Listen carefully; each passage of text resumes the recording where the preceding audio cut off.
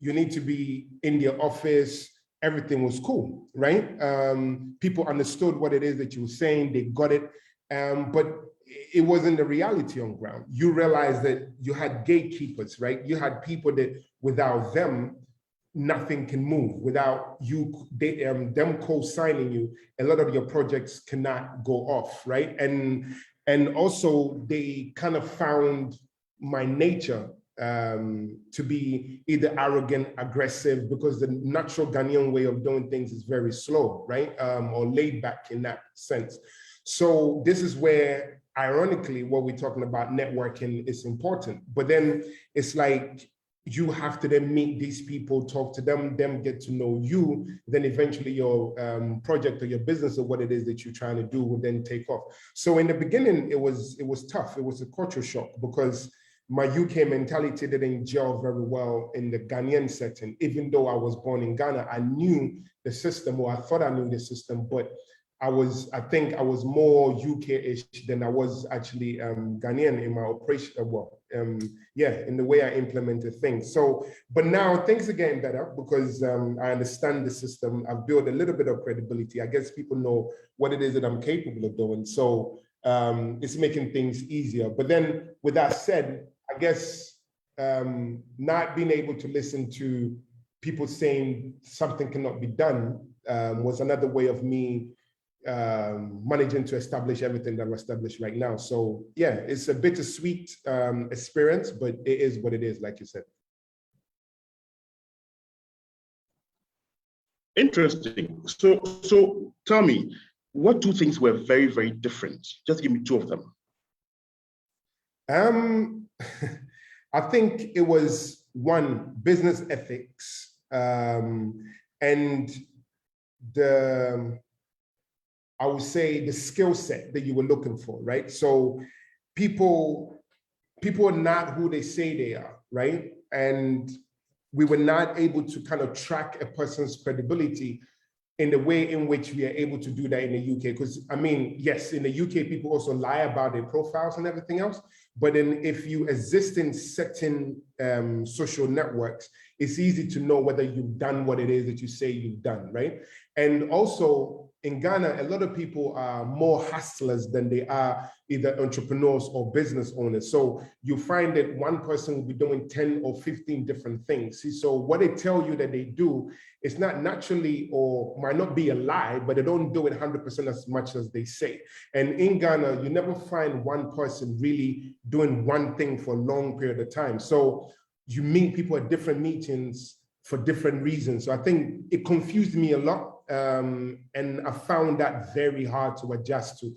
But now things are kind of mellowing down and I'm understanding the nuances and how people kind of operate and move. So things are a little bit easier now.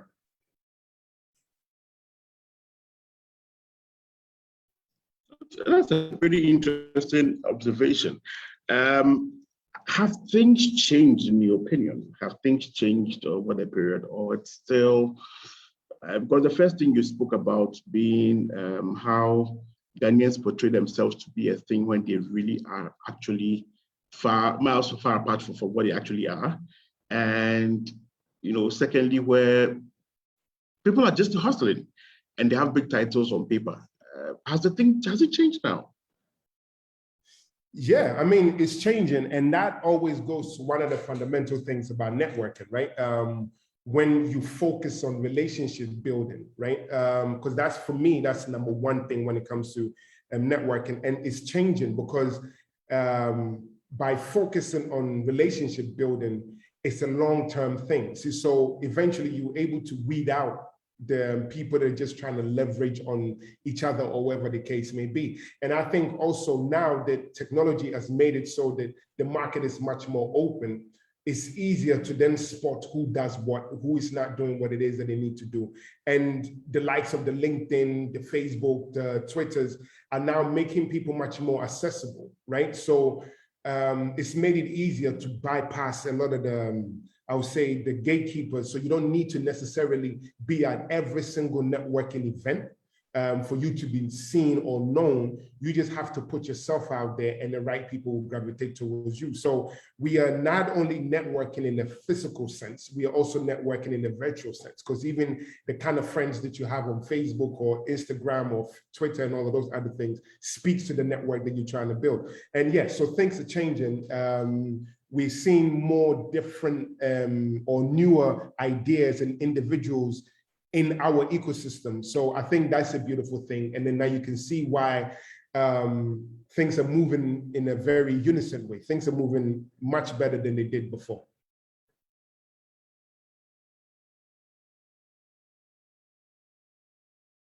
You sure have had some very pretty interesting experiences. Was there one particular one you can remember that really, for want of a better word, shocked you? What do you mean? Drill down an into experience. That word. Okay, so for example, you're talking about the experience when you came over and how things seem to have moved on since then. And I'm asking, is there one particular experience you've had that totally shocked you, got you wondering and being like, hey? I have a lot of those. So basically, in the industry that we work in, we engage government on policies and issues and everything else. So one time we had a meeting, a bunch of us had a meeting on how to kind of approach the government on a particular issue.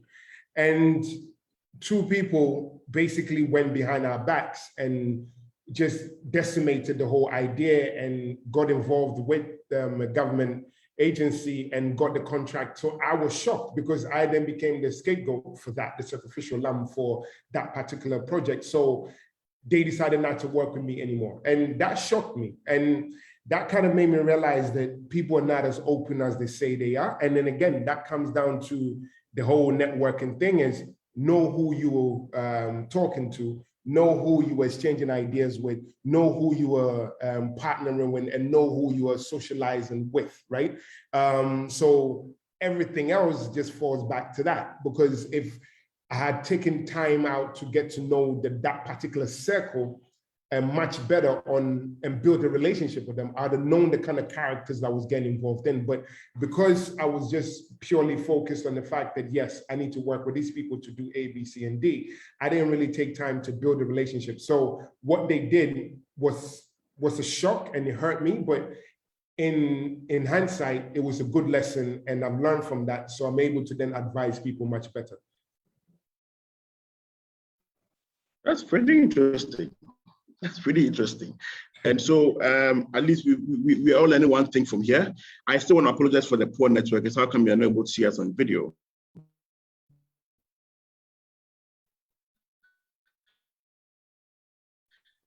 We are trying to see how best we can rectify it. So if you've participated in the poll, there's a poll that's asking, women are better at networking than men. Kindly tell us. Today we have an all-male panel. Next month, we hopefully would have an all-female panel and we'll compare notes and see. Yes, so back to you, Josiah. Now, in building iSpace, we want something practical. What role did networking play for you? Because I remember as far back as 2012, out of the blue, because we had just established connections and all that, you linked me to Lauren Tressman, if you remember. You just hit me up and you're like, hey, Lauren is coming to town, she needs someone to talk to. And Lauren is one of the huge financiers. She works in Indigo Trusts, one of the, what you call them, investors, sorry. And I was actually surprised because it's not really a Ghanaian thing for us to share good stuff. Everybody wants to typically keep it to themselves. So actually I was taken aback very much, I must confess. And I want you to tell me your experience in networking to build iSpace. So great statement to make. And for me, it's two things. So networking helped me in a way that it was a very strange thing. So I remember I was invited to an event. This was in the UK. And I had already spoken to Indigo Trust and a couple of other people before that. And when I was invited to the event, the conversation was going on about how they want to help Africans and blah, blah, blah, blah. So I, for some reason, got up and then said, you know what, you guys are not doing what it is that you say you do. You claim you're helping Africans, but in reality, you're not.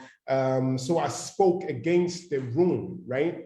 But for some reason, after I spoke against the room, everybody then wanted to meet me. And that was one of the strangest things for me, right? So from there, I was able to go from one meeting to the next. And I was then able to then raise, I would say, seed funding, so a tester to host an event in Ghana. And then through that, I was able to then kind of network with the likes of the founders of Mest and all of those other people, then host events, and then put, at that time, the guys that were doing Saya Mobile, you had Nandi Mobile, you had, what's this guy's name? Farmer Line and all those people. So we were able to then work, and yes, I connected them with Lorraine and all of those other things. And for me, by doing one of the things that I subscribe to when it comes to networking is more, how can I help you more than you can help me, became beneficial, because by introducing you guys to Lorraine and other people, it solidified my credibility, because then she realized that, okay, I am who I say I am, and I'm able to do what it is that I say I can do, right? So by helping people, you actually show your potential partners or your, I would say, stakeholders or whatever, that you are actually credible, right? Because if you hoard everything and you sit on everything like a chicken trying to hatch an egg, eventually everybody will look at you like you're greedy, right? So my life hack has always been, how can I help you? Rather than what can I take from you? Because I subscribe to this mentality that if you give more and you connect more people, more will be connected to you. So that's how I've been able to network, by externally connecting people rather than internally being connected to people. I hope that makes sense. Pretty much. So you're saying that once I get to know people within my circle, and I go out and I meet someone, I should sort of be carrying their cross on my head and be like, hey, I know someone who's into this. Can you help him? Is that exactly what you're trying to say?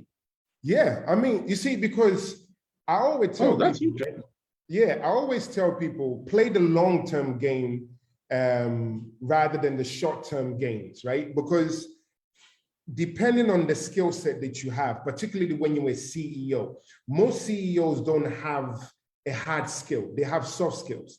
And so when you have soft skills, you have to play the long game, which is connecting people. So you might go somewhere and maybe you met Dangote today, for example, but you have nothing to offer Dangote. It doesn't mean that your friend who might offer Dangote something, you don't connect them, right? You don't sit back and say, well, because you have nothing that you can offer Dangote, or Dangote can invest in your business today, you are not going to give that business card to your friend, or you're not going to make that introduction to your friend. It's a wrong mentality to have, because then that's a short-term mentality. But if you have a long-term mentality or long-term view of life, you will connect your friend, because then if your friend makes it, chances are they will remember, and then you can leverage on that relationship and also grow, right? So for me, you don't always have to keep the business cards for yourself. I remember, because I was fortunate enough, and again, it's about always look at the opportunities that you're granted in life, right? I have a British passport, so I don't generally struggle when it comes to getting visas to travel abroad. So when I used to go around and have meetings a lot, I would meet different people. I just collect business cards, and when I come back, I just give it to different people, right? So I don't particularly need that person's business card, but I'm going to collect it. And then when I come back, I give it to people in the circles that I know that might use it. Why? Because there was no way they were going to meet that person. But because I was fortunate enough to be in that room and I've networked, and I realized that, you know what, this person is politically inclined. I'm not politically inclined, but I'm going to take your number and come and give it to somebody that's politically inclined, and it will work. So yeah, I mean, you can have the opportunity, the means and everything else. It might not be beneficial to you at that moment. Learn to share it with other people, and eventually it will become beneficial in the long run.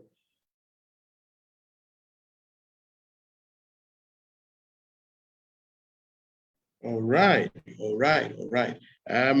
We seem to have Bernard on the line. Bernard, can you hear us? Bernard, are you around? I know you've been struggling all day with your microphone. Okay, it's still a challenge for Bernard. Let's go on, Josiah. You see, if you look at the theme for today's program, we said a hands-on approach, the good, the bad, and the ugly. You've told us some very horrible experiences you've had with people. We're all Ghanaian, so with people like us. We've talked about the good as well. Now, I want to know, for example, for someone who's new to this, who's always lived an introvert life, who's always had to, hide themselves. I'll give you a typical example. I can use myself. For some reason, growing up, a lot of people think I'm a social person, but I'm always into myself. In that I stay at home and only go to programs that I've been invited to. And even when I go there, I'll make the best of impressions and go back and go and hide. It's not as if anybody's chasing me though, but it's just, we're always told, stay out of trouble, stay out of trouble. Now, for somebody who was like me, who's now supposed to face the whole world and sell himself, his business and everything he's doing, what are the practical things I can do? What can I learn? How can I approach it? Okay, so great situation to use, right? Or an example to use. So I generally don't believe that people are either introverts or extroverted in that sense. I believe that people react to environment that is conducive or beneficial to them, right? So, and it speaks to confidence more than anything else. So one of the things that I always say is, one, make sure you smell good, right? You look good.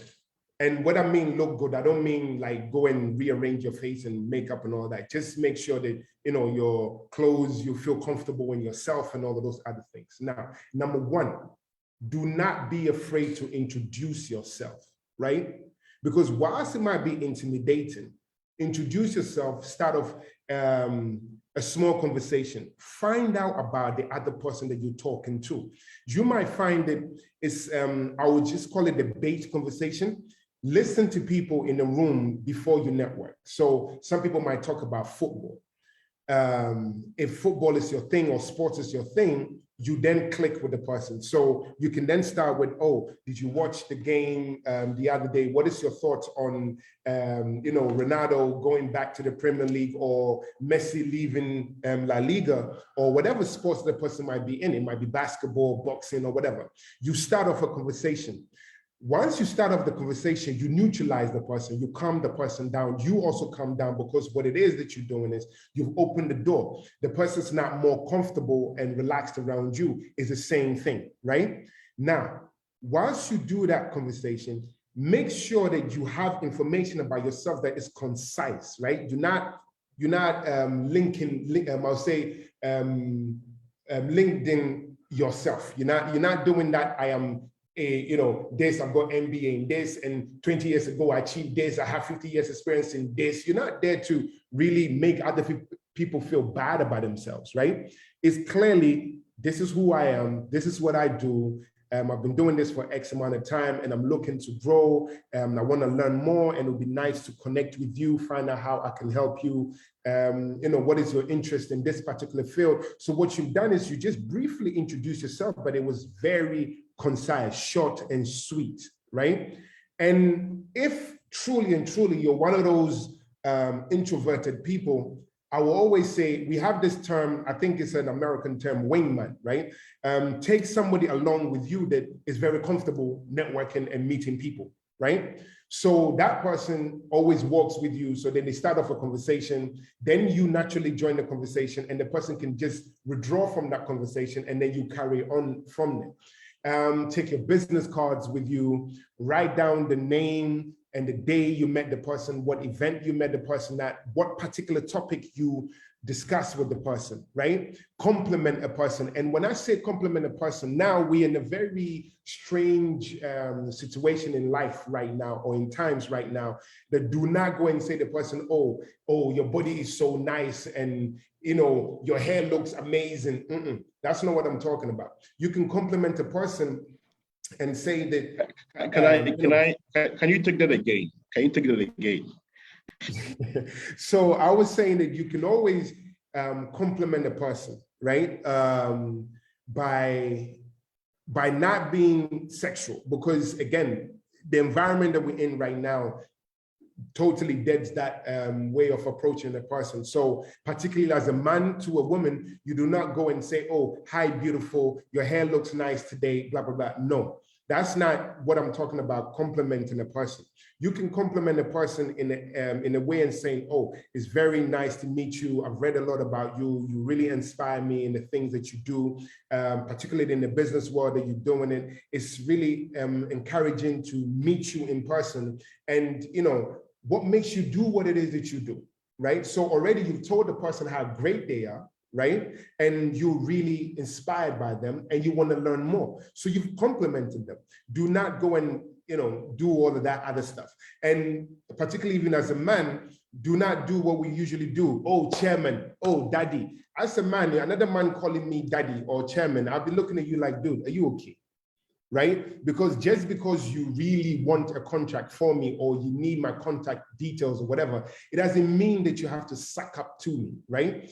Be bold in yourself, be confident in yourself by saying, oh, nice to meet you. I really like what it is that you're doing. You are an inspiration. It's exactly the same approach. You don't need to do, oh, chairman, oh, boss, oh, bossu, and all that, none of that. Right? Be professional in the manner in which you approach a person and do something that is memorable, right? You can even ask the person, oh, do you need a glass of water or a bottle of water? You can get the bottle for the person. You know, share a funny story about yourself in a nice conversation. All of those things are things that you need to kind of think about when you are one of those people that I would say you have difficulty in making conversations. And one thing that also to look forward to is look for commonality, right? Where you and the person have something in common.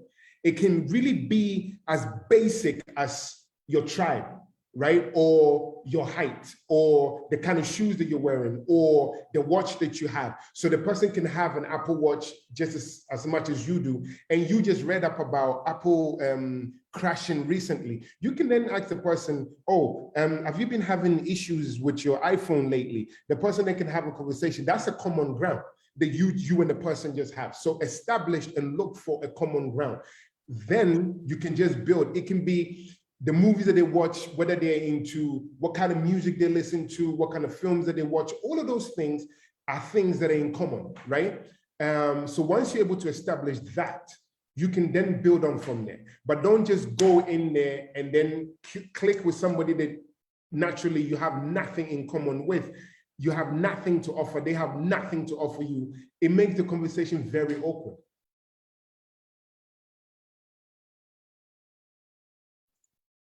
So don't be sexist. Be very modest about compliments. Again, that I'm showing you. Thank you very much for that. But one thing I want us to look at is dealing with women. Now let me give you a typical scenario. When you're at an event and this very hot, there's no video here, so allow. A very hot and sweet woman, and all the other guys can't keep their eyes off them. She knows she's getting all the attention in the room. And yes, so you must necessarily network with this lady. How are you going to go about it without getting her to think that you're one of those who's trying to, you know, get a lead on the other guys?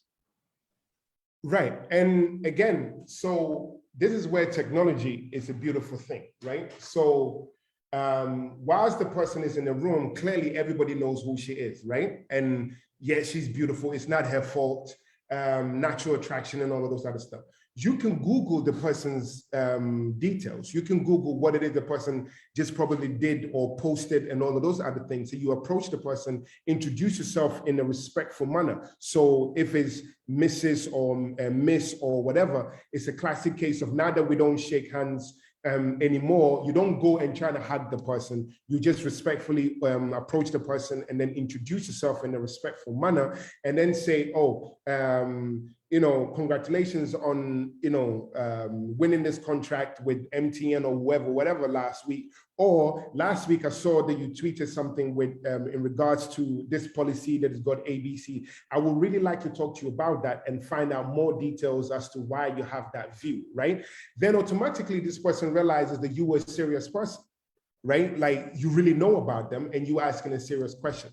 But if you go there and you also ask, yo, what's up, darling? How you doing, darling? Then it looks like different from the other people, right? And your eye contact with her has to also be respectful. You shouldn't look at her like she's looking like, kinky and fish that you want to devour right now. No, you have to look at her eye to eye. Sorry, you'd have to help us with the eye contact. How does eye contact come in? And how am I supposed to position my eyeballs relative to my pupils, etc.? Please help me. Right. So you look the person dead in the eye. You don't look below the head level where you're looking at the, so I'm sure there's ladies on here too, but pardon me if I use those words. You don't look at her figure. You don't look at her breasts. You don't do none of that. You look at dead straight in the eye and introduce yourself by keeping an eye contact with her dead in the eye. Right? See, so again, you don't look down at her breast or anything whilst you're talking to her. Even if she's wearing a short dress that is showing shoulders and cleavage and everything else, you have to literally behave yourself, right? You have to look at the person straight away, dead in the eye, and talk to them. And then just maintain that and keep maintaining no matter how difficult it is. Because imagine if you as a man, good looking, you're wearing, slim fit suit or jeans or whatever, and then you're talking to a woman and all she keeps doing is looking at your lower region, just like literally just staring at your lower region. You will feel off. Right? So imagine what women feel like when we do that as men. So you have to approach her in a respectful manner, no matter what she's wearing, look her dead in the eye and then talk to her. Amazing. This is very practical because trust me, I'm a guy and I've had very awkward situations like that. I think people the first opened. If you have questions, just raise your hand. Maria. The app, yeah, this lady Maria's asked the question. Exactly. I'm going to read that. You can also type it out. So Maria says, yes. Maria says, I'm not good at remembering names when meeting someone on the spot. To assist with that. At remembering names when meeting someone on the spot. So for example, I just want to assume, Maria, if you're here, you can come on and talk, but I want to assume probably when the speaker was speaking, he mentioned his name, or when someone asked the question, they mentioned their name in the event and she wasn't able to remember that. And now she has to go and then talk to this person after the event. How's she probably going to go around that? Maria? Right. See, so I would say for me, what works for me is straight off honesty all the time, right? So if you approach somebody, you introduce yourself first, and then you say, hi, my name is Juxtapose. It's a pleasure to meet you. And then if you don't remember their name, right?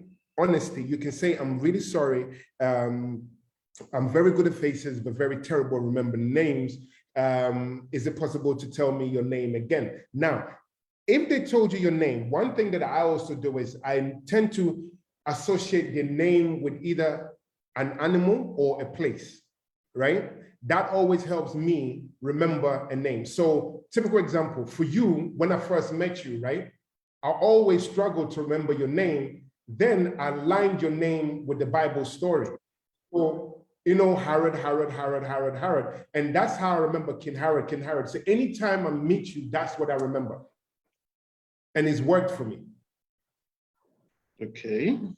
Right? Okay. See, so that's how I do it. See, so basically what you need to do is just make sure that you are honest straight away and tell the person that, yeah, I'm very terrible with names.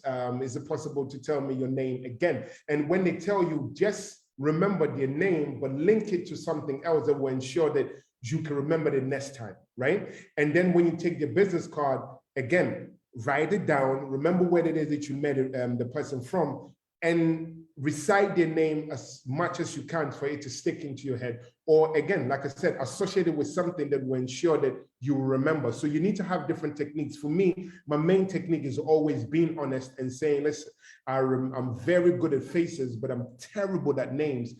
So forgive me if I got your name wrong, but rather than get your name wrong, is it possible to tell me your name again? And then I say, honesty is the best policy for me. Thank you so much for answering that. I do appreciate it. Oh, you're welcome, Mariam. Okay, Maria, please go ahead. Maria, did it answer your question for you? Yes, it did. I'm going to try and see if I can find an association that would help me remember names, especially when, you know, when you're meeting several people at once, especially in a network place. And it's one name after the other, and then you're the only one. And you don't know anyone's name. It's embarrassing. Yeah. Okay. So Maria, if you wouldn't mind, for we putting you on the spot. When you spoke about how to do it, the point is, you are totally like, would you add anything to that?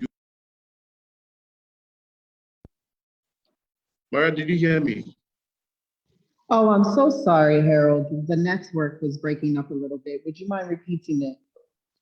Okay, so I was asking, he was talking about how to deal with especially women at networking events, and I was asking if you agreed with the points he shared, and if anything being a woman you would want to add. That's to the guys.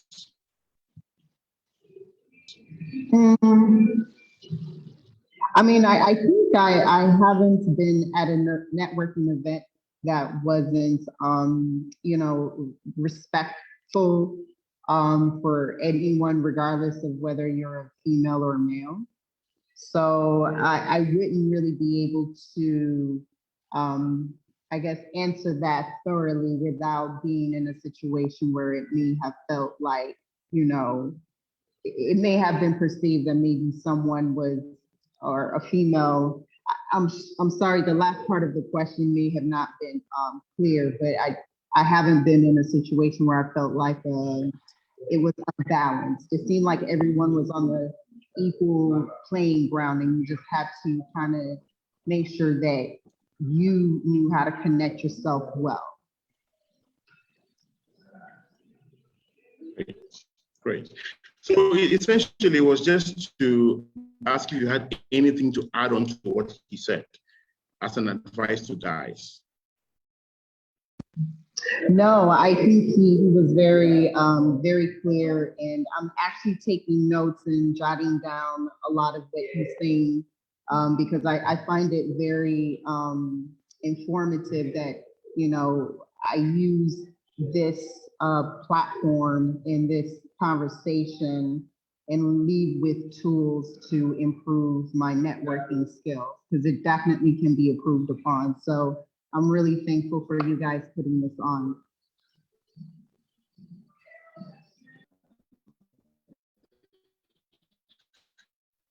Thank you. And I think Vanessa's got a question in the group as well. So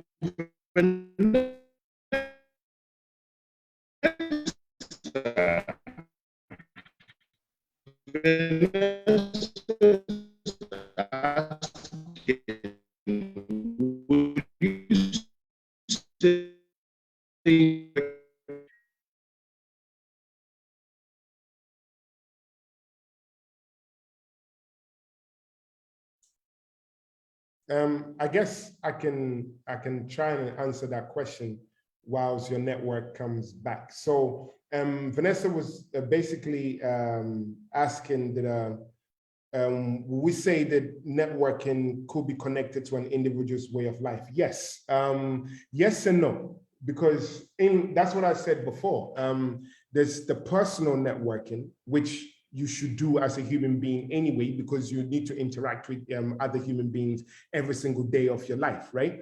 And then there's the business side of the networking, which is only related to your business, right? So if you are the front end side of businesses where you're the business developer, you're the product manager, you're the marketing director, you're the CEO and all of those other things, then you have to network. You definitely have to go out, meet people, talk to people, ensure that you gain abreast with things that's happening in the industry and people know you and all of those other things. So if it's work related and the position that you're in your organization will mean that you have to network. You cannot be a CEO and be an introverted person. You can't be a CEO and always be hiding in your office and don't go anywhere. Right? Take it from me. It doesn't work. It will not benefit you in everything that you do. Now, a customer service person will not necessarily be going out to network. They won't send you out to go and meet people. Now, if you're the customer service director and all of those other things, then you might go out to certain events to find out what the industry in customer service is doing at that moment in time. So that kind of networking is related to your business. But personal networking is something that, yeah, everybody has to do one way or the other. Get to know people in school, at work, because in your office, you network so that if something is happening, people will tell you about it. And that's not playing office politics. Networking is entirely different from playing office politics and being a gossip and being negative. That's not what I'm talking about. Networking is ensuring that you're helping each other, you're talking to people, you're letting people develop in your office, vice versa, you're learning from each other, you're helping each other grow, right? So basically look at the way the word network is connecting things, right? See, so connecting means one place to the other. You cannot only be the stopping block for all information. You don't collecting. Information also has to flow from you to somewhere else, right? See, so something comes in, something goes out. So basically that's what it is. See, so, and your question about how long can a person go, or how low can a person go while networking? Unless, I think you're probably using the word long. Again, it's something that you do all the time. But when you meet people, make sure that it's not just you talking all the time, right? You have to listen to the people too. You have to listen to the person too. You have to kind of find out what the other person is doing, things that are intriguing and all of those other things. See, so probably I would say, keep it a minimum 2 minutes introduction. Do not, mumble on by introducing yourself. Don't use nicknames and all of those other things. Prepare very well, make eye contact, like I said before, and keep your conversation short. 2 minutes, allow the person to speak. Another 2 minutes, you allow the person to speak. So basically, you don't hog the whole conversation, right? You let the person also in that conversation. So I think if I got it right, I hope I've answered your question, Vanessa. Great, thank you so much. Vanessa, are you okay with that? Yeah, a little bit. If I may come back again, thank you for this opportunity, and I'm really glad to be listening to you guys. Joshua is someone that I really admire and I look up to for many things. So first question was, will you like about your networking and your behavior? I was like, so if someone is selfish in real life and very hard and not very rude, how is it going to affect, can it affect the networking in a good way or in a bad way? And then the second way was like, how low can you go when you meet your role model and you want to network with the person? How much can you give to the person for the person to see how serious you are when it comes to working together in partnership? Right. Okay. Now I get what you mean. Okay. So basically, the latter part of your thing, I always say, do not act desperate, don't act thirsty, right? So if you meet somebody, don't go and do, oh my God, it's so nice to meet you. And you know, you saved my life. And if I didn't meet you today, I was gonna, You are in a room because you're also important, right? You are there because you have something to offer. So when you meet your role model, no matter how much that person can be great, also remember that you are also great because you have something to offer, right? Being starstruck. Yeah, I think Joanna just put it right. Gather yourself. Have that confidence when you approach the person, and then say, again, introduce yourself, first name, last name. This is who you are. This is what you do. What can you offer? Right? And then whilst you talk to the person, you would then pick up. So again, if the person is very dismissive and they look down on you, then don't be disappointed, because if you follow up on the person, that's how they're going to treat you anyway, right? So by not, being starstruck and jumping up and down, by being professional in the way in which you approach the person, would then determine how the person also approaches you. So if the person is very dismissive and looks at you as in, oh, what do you want? And why are you here? Then you should gather yourself and say, you know what, thank you very much. It was great to meet you. And I hope we get to meet again in the future. And then you just walk off. Right? Nothing lost, nothing gained. You just learn your lesson and then that's it. So don't be thirsty. Don't be starstruck. Always remember that you were in the room because you're also important. So you have something to offer.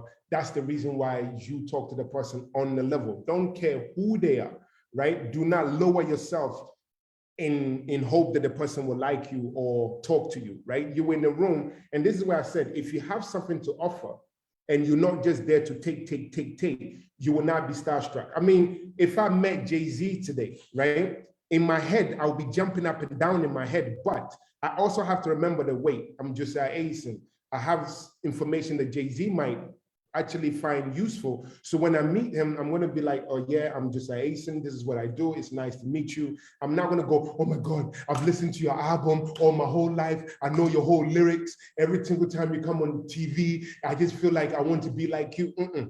That's not going to happen. So it's just, don't be thirsty, don't be starstruck, and just gather yourself and approach the person in a professional manner. Amazing. Amazing. This is very practical.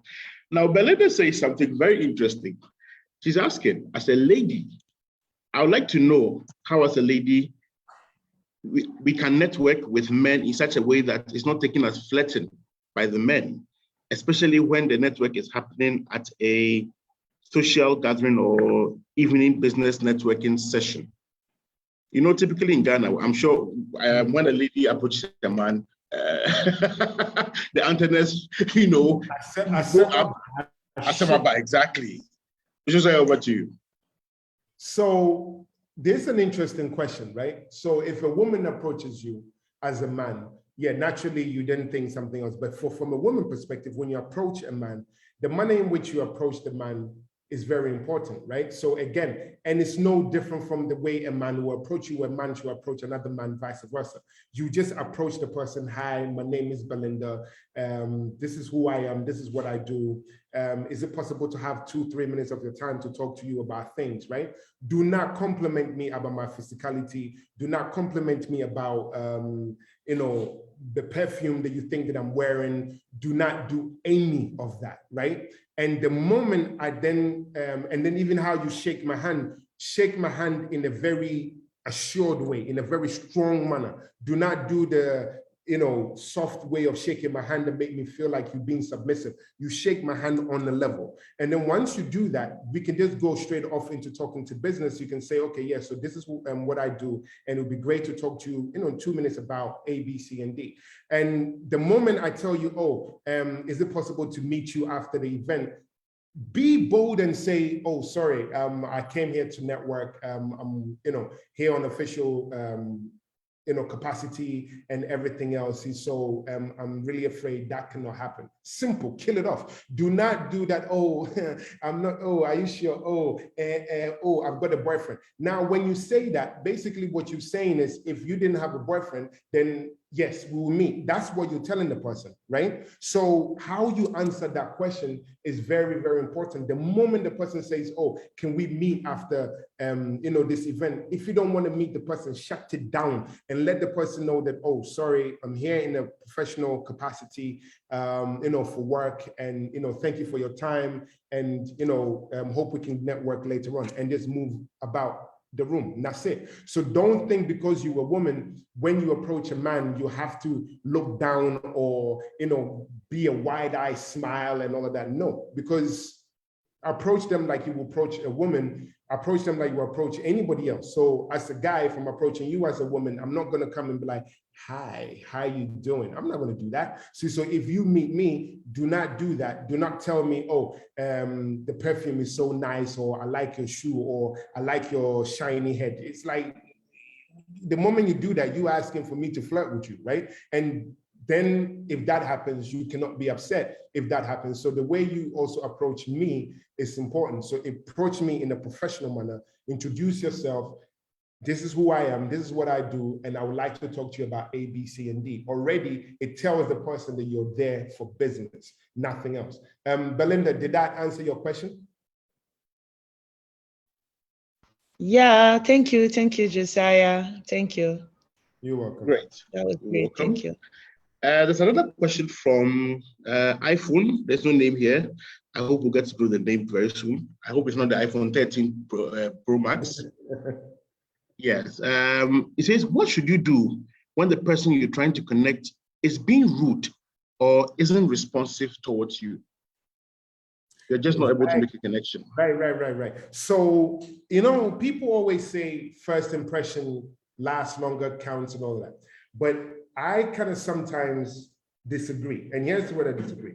Maybe you just met the person at the strangest moment in their life, where they probably received the bad news the moment you met them, right? So you coming on saying, hi, I like to meet you, I like to talk to you, might frustrate them and ensure that they acted a certain way that might not be very respectful towards you, right? As long as they didn't insult your mother, say something sexist and racist or demeaning to you directly in that moment, you probably just said, oh, can I talk to you? And like, oh, sorry, I'm busy. Can we talk another time, right?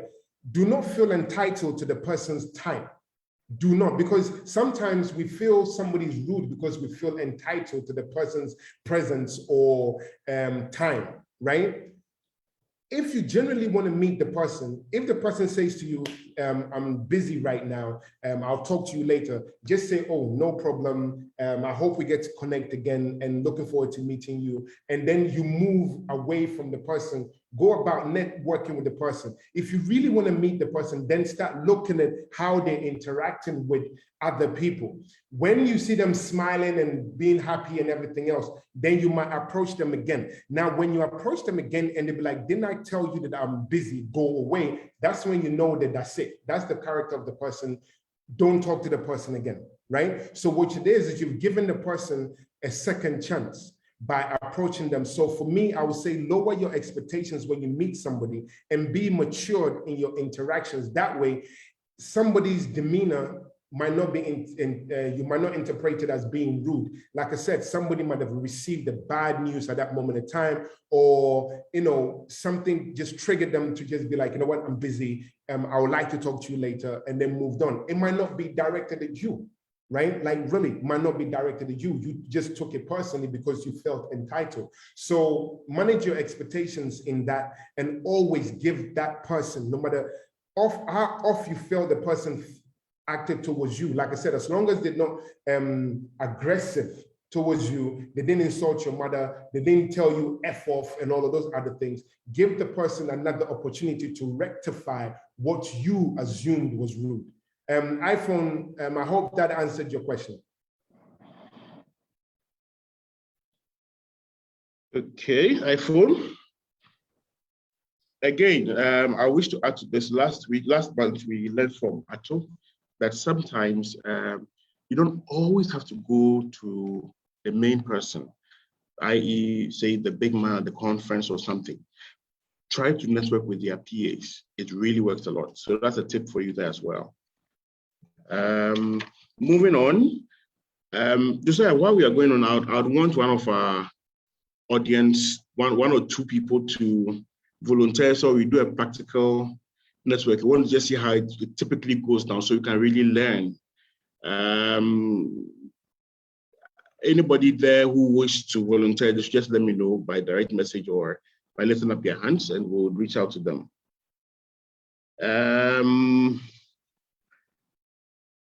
There was something I called level 6 and level 7 in our previous meeting. I'll explain. Now, typically when you meet someone for the first time, you're lucky to even get their phone number, especially when it's a professional something. Of course, you get their business card, but it may be an office line. If you're able to get their business, even their personal lines, and the conversation was strictly business, it remains there.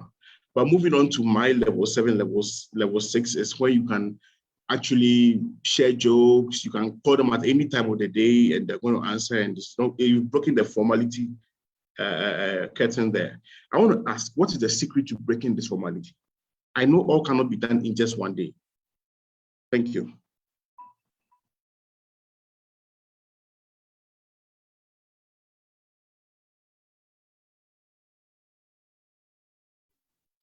Just are you with me?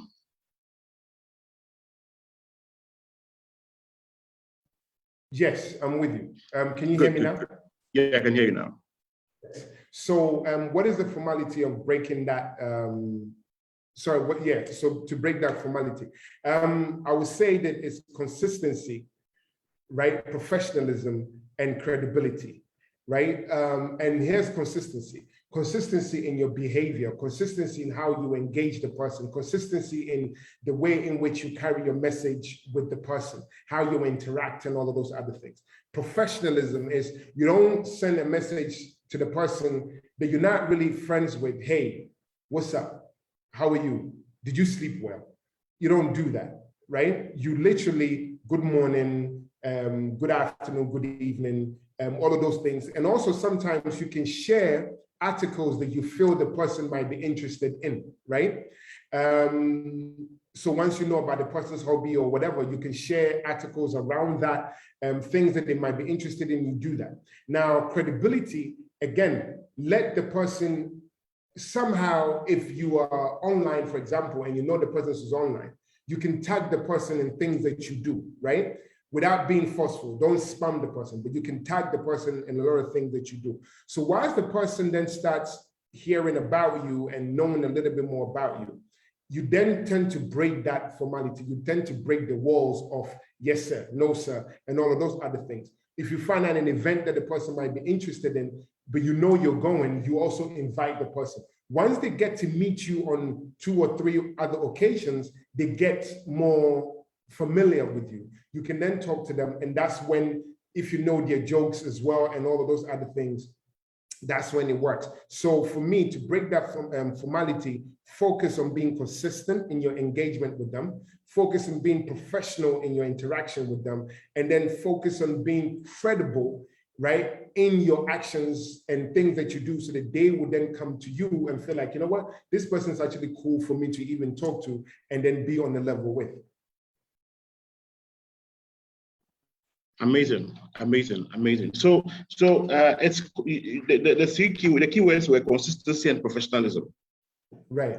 Consistency and professionalism. Now, I want to know when was it Belinda or someone else asked a question about how when you go too low? I want to ask this question: when is it too much? When are you overdoing it? I don't know if you get my question. Yeah. You're forcing the connection. You are trying to be overly consistent. You're overly professional. You're just overdoing it. Yeah, I mean, if you message me 5:30 in the morning every single day, lunchtime you send me a message. Then when I'm going to bed, oh, good night, sir, and all of those other stuff, right? Then I know it's just a bit too much. And also judge on your response rate to the person. So if you send me good morning and I reply, and I also reply straight away, when you said good morning, I said good morning, I'm saying, oh, how are you today? How is business? And I actually continue the conversation, then you will know that there's something that you can then carry on. But if you say good morning and I say good morning, and then you send me a message and 3 days or 4 or 5 days later, I reply, you know that I don't really particularly want to engage you. If you keep sending me messages, I read them, but I don't reply, then you should know yourself. And when you see me at events, don't act familiar. Don't run up to me as if you know me and me and you are friends. The more you keep doing that, I will know that, again, I use the word thirsty. I know that you're being desperate. So forcing yourself onto a person, and even sometimes a person makes a joke that they even know that it's not funny, and then you're in the corner going, ha, ha, ha, ha, ha. Then I know, nah, it just doesn't make sense, right? So again, just watch your interactions and control your emotions around that particular person. Read the person's interactions with you more so than your love for the person.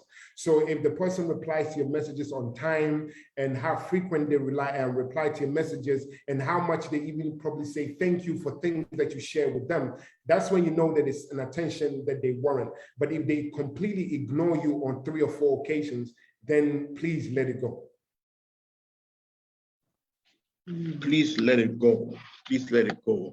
Josiah, we are now in an age, thanks to COVID and the pandemic and all that, we are in an age where you're hardly doing face-to-face connections now. You work in the tech space. You've done business and you've met people that you haven't even met in person before. How does this work? Again, for someone who's new to this is a 101 session.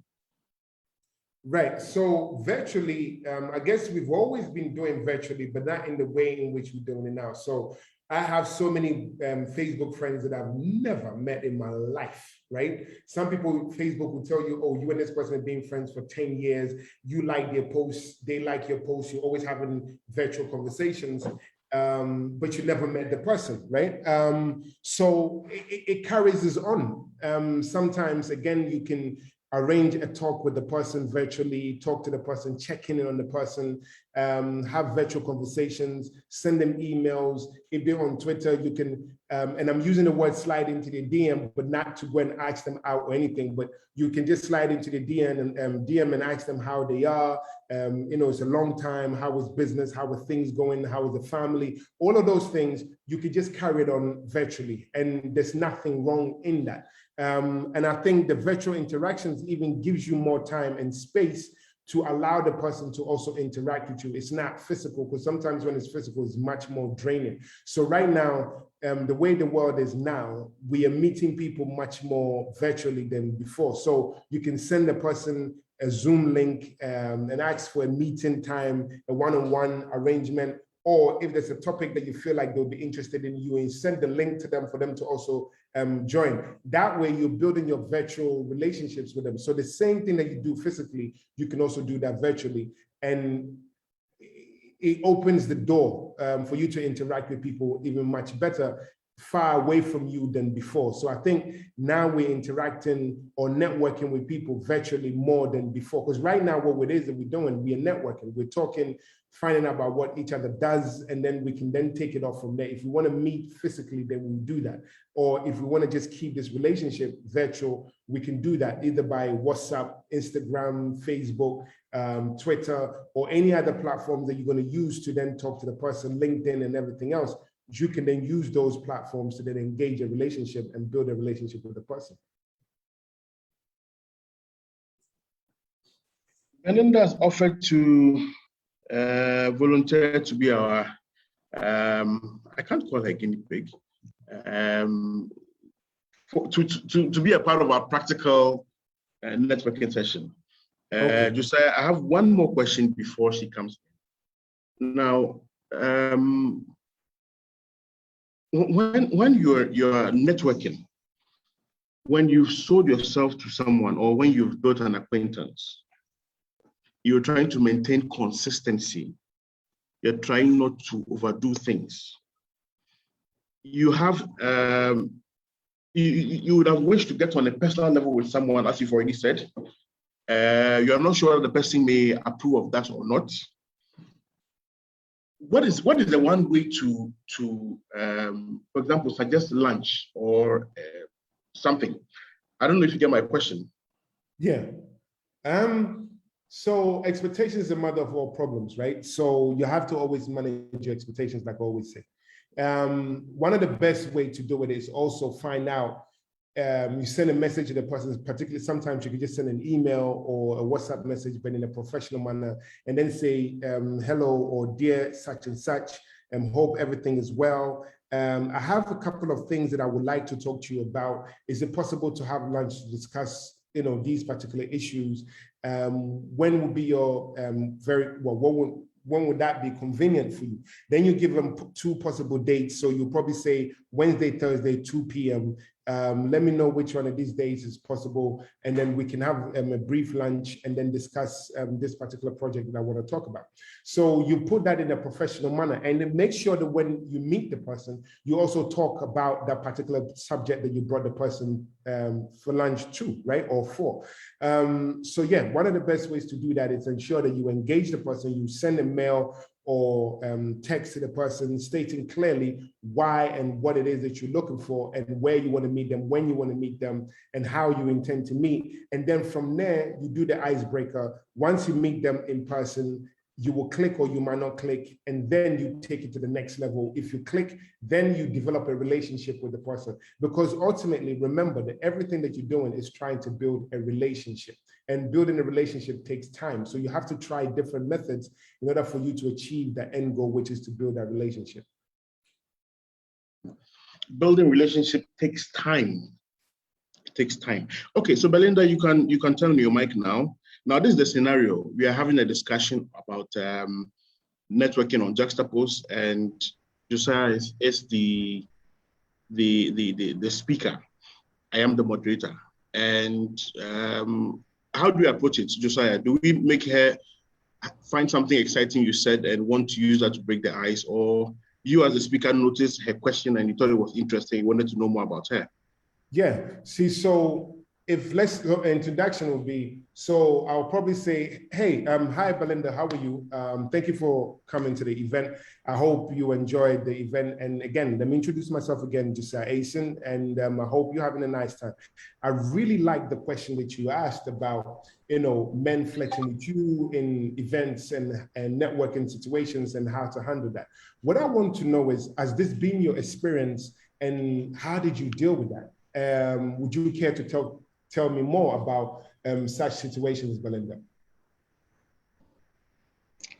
Thank you, Josiah. Yes, indeed, it has been my personal experience at a couple of networking events, and I was a little bit embarrassed, thinking that the person was not really getting what I wanted to tell him. Then I actually went off most of the social networking events until I get the right strategy to be able to handle that. Hence my presence in the conference to hear from you.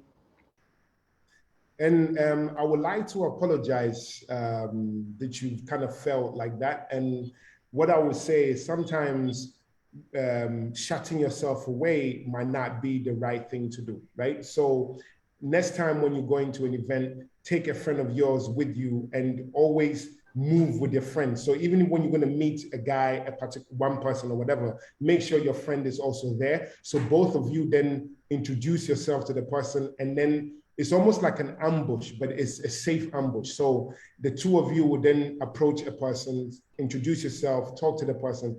That will not leave room for the person to flirt or say something demeaning to you because there's another person there, right?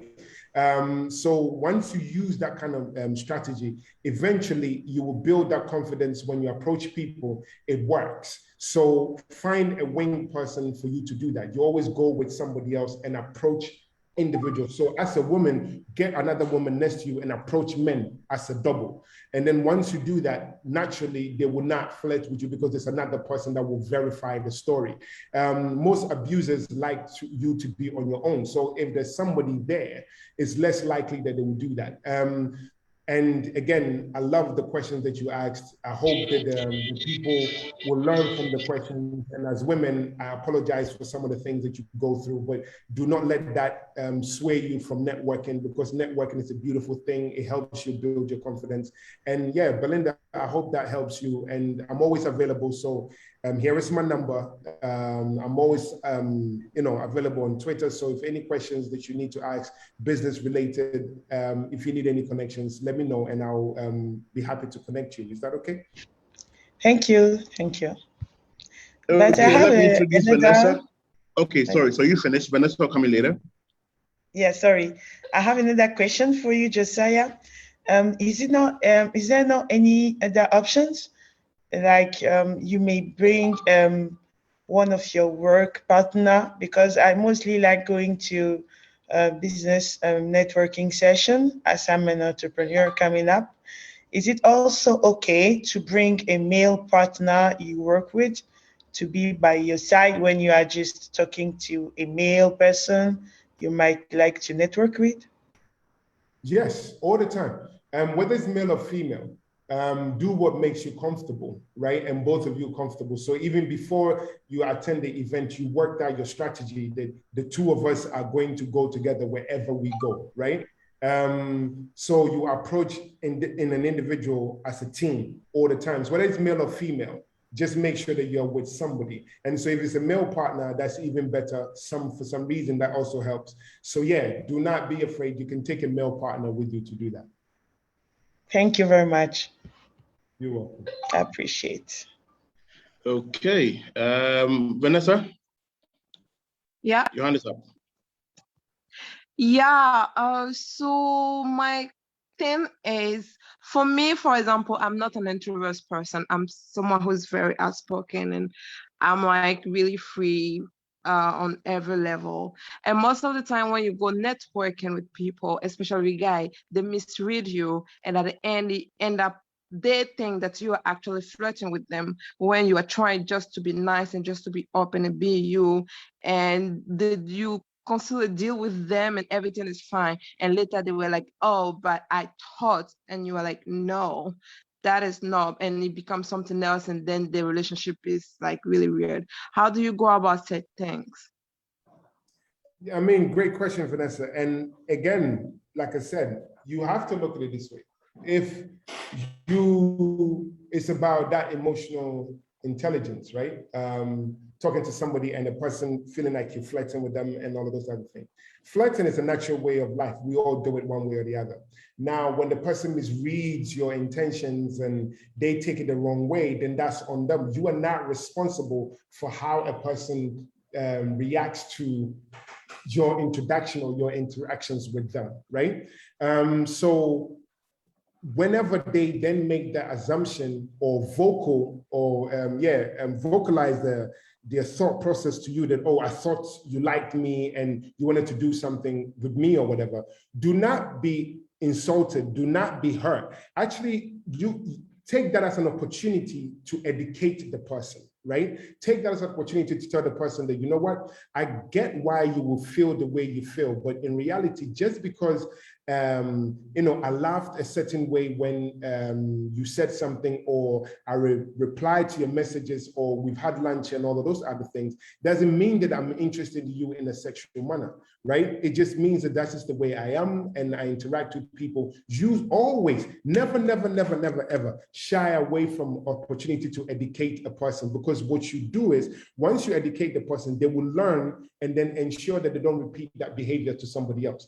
At any point where we don't engage, at any point where we don't educate people, they will carry on that behavior over and over to other people. And then the same way that person then thought, because Vanessa was nice and talking to them, that means Vanessa wants something from them. They learned that behavior from somewhere. They were not educated on it. So now they bring it on to you. So imagine if somebody had educated them that just because a woman is free and talking to you, whether it's a woman or guy talking to you, necessarily doesn't mean that they are attracted to you, right? See, so please do not be offended when that happens. Take the opportunity to educate the person. Now, after the education, if the person still insists and say, yeah, but you like me, let's do something, cut that relationship off. It's not worth it.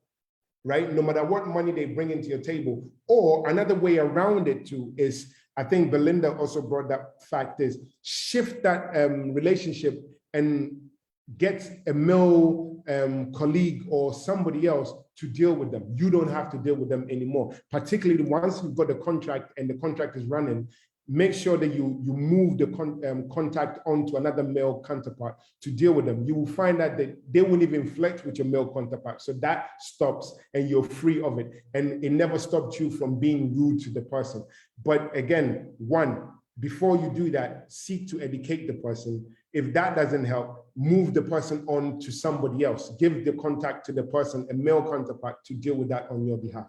I hope that answered your question, Vanessa.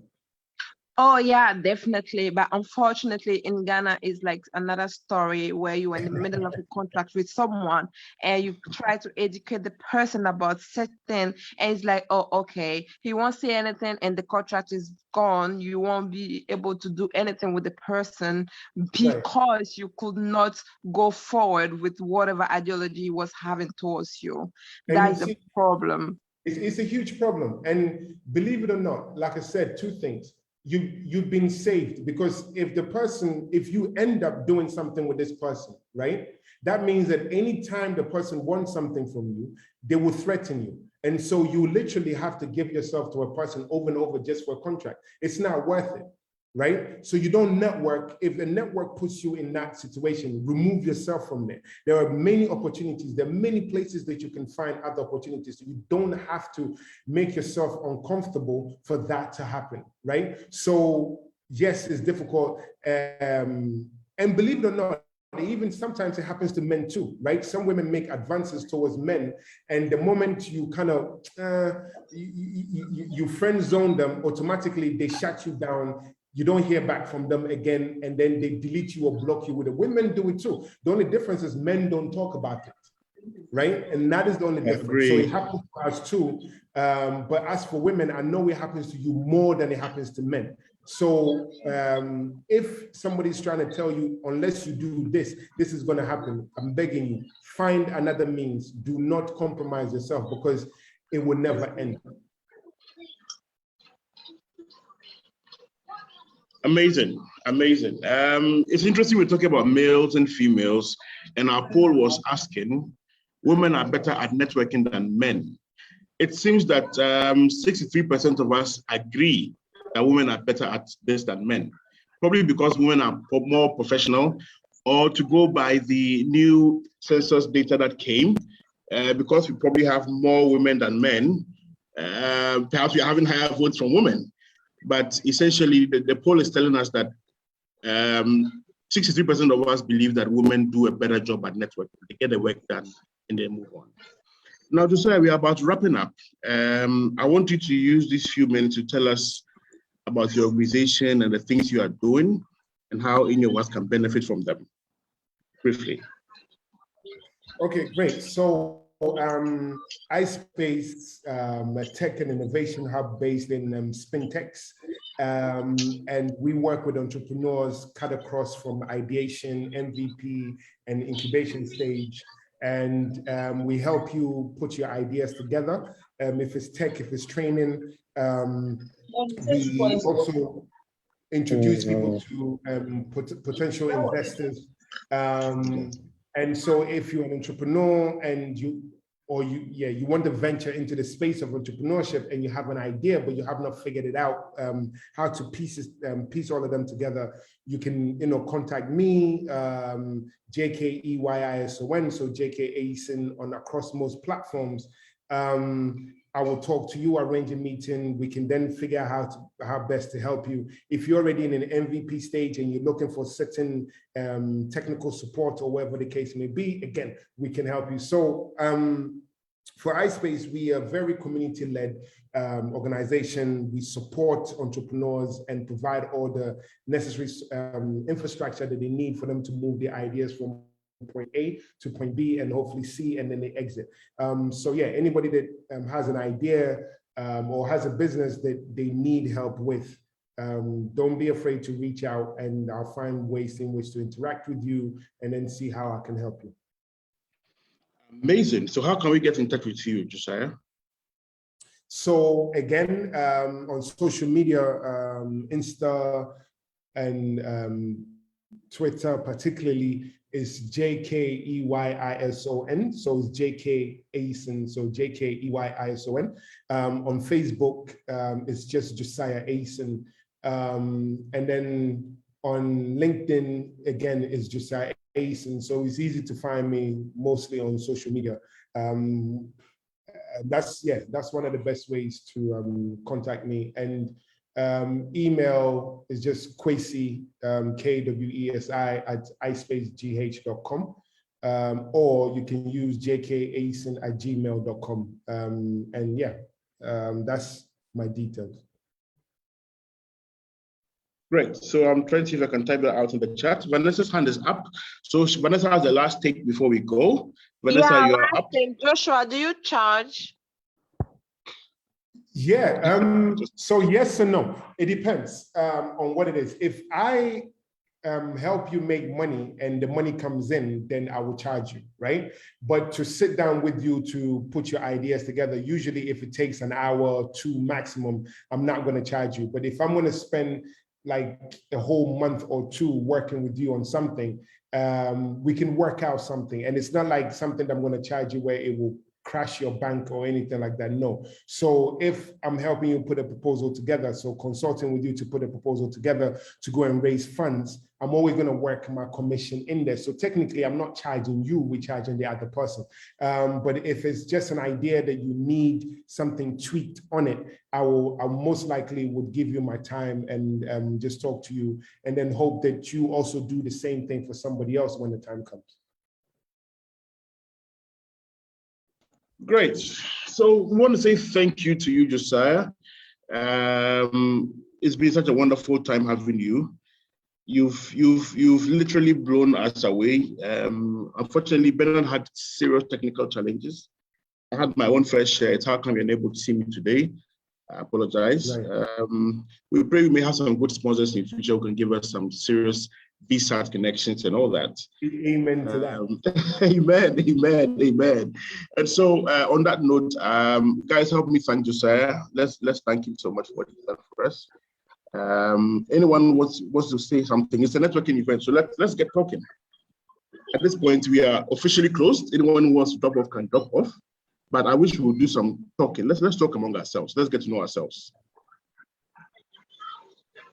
Don't Josiah, any last words?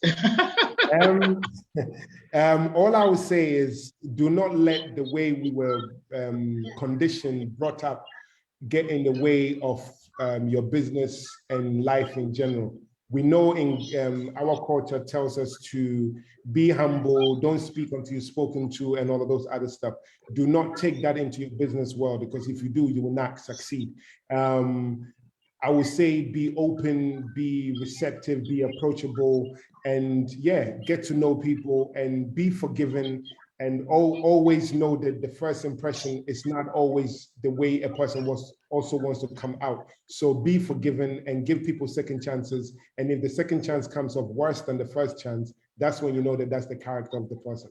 So learn to know the difference between behavior and character. And that will help you very well when you're networking with people. Thank you very much, Josiah. Guys, the next event comes on in October.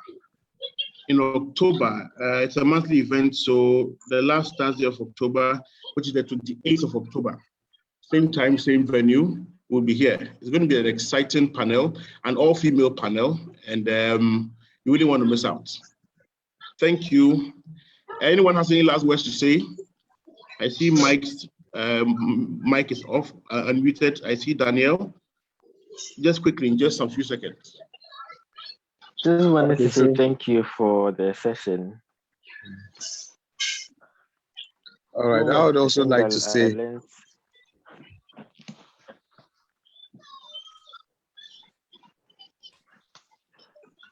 I think now that's.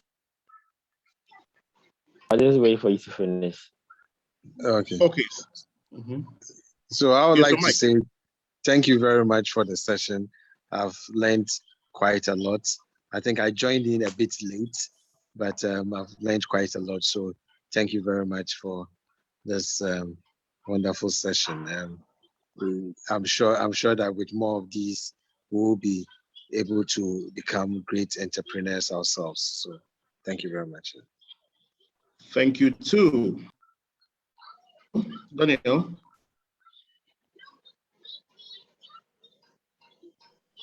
Yes, hello. So I was just saying thank you, I mean, for the session as well.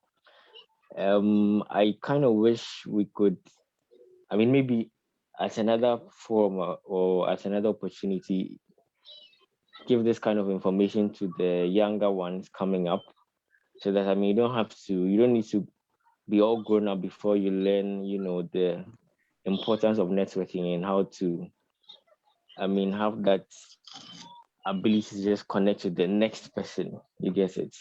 So, I mean, once again, thank you for the session. Bless you. Thank you and all to the Daniel. best to Juxtapose Live. Thank you too, Daniel. So you can reach us on social media, Facebook, Twitter, Instagram, LinkedIn. Thank you all, Belinda, Vanessa, everybody else who was part of it. Joanna, my right-hand man and co-host. Thank you all. I wish you all the best and have a good one. Good evening, guys. Thanks again. Have a great evening, everyone. And like really on point, as if he had a book or a script or something.